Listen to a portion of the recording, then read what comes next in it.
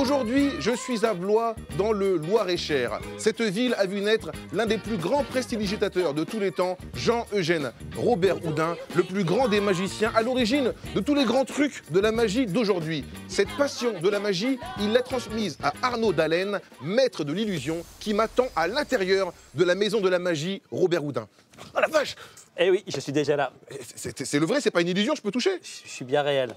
Le mec est trop fort, le mec est trop fort.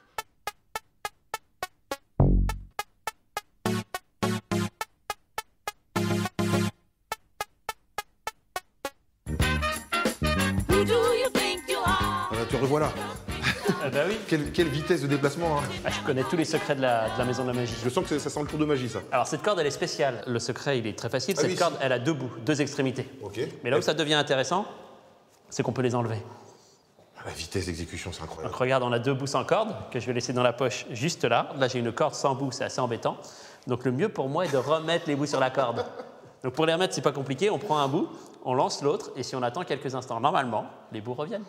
C'est incroyable. Ouais. Bon, alors, est-ce que je peux essayer, moi? J'ai le droit ou pas? Ah, tu peux essayer. Allez, si c'est parti. Ouais. Hop, tu prends un bout.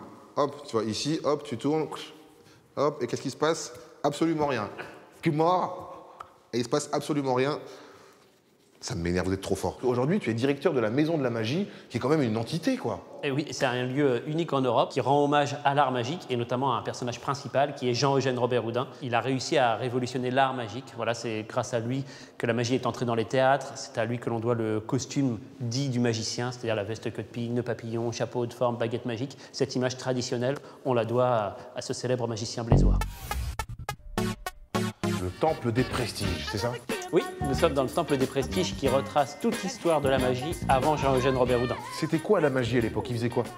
Si on remonte par exemple à l'époque de l'Antiquité, on ne parle pas de magiciens, on a des mages ou les prêtres qui présentaient alors non pas des tours de magie, mais ils servaient de trucage pour impressionner le peuple. Il y avait des systèmes qui permettaient d'ouvrir les portes du temple. Le peuple pensait que c'était les dieux qui ouvraient les portes, alors qu'en réalité il y avait un subtil trucage caché sous le temple. Camini, on va retrouver Soria au dernier étage qui va te présenter quelques tours de magie. Ok. Vas-y, vas-y, on avance, j'arrive tout de suite. C'est qui le magicien maintenant? C'est moi. Vache! Et Arnaud, le diable, il parle là!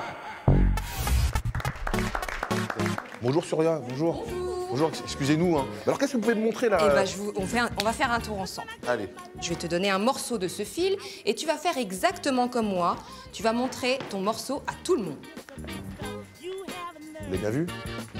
Et on va le casser ensemble. Tac. Je Alors, récupère tous tes petits voilà, morceaux. je te donne ça. Puis je vais faire une petite boulette comme ça. Et là, je vais te demander, Camini, est-ce que tu as une formule magique, un geste magique, quelque chose? Kamehameha. Attention. Est-ce que ce geste a fonctionné? Eh bien oui, je crois qu'on peut l'applaudir très fort. Bravo. Merci. Ce geste fonctionne, Camini, bravo. Ouais, t'es sûr?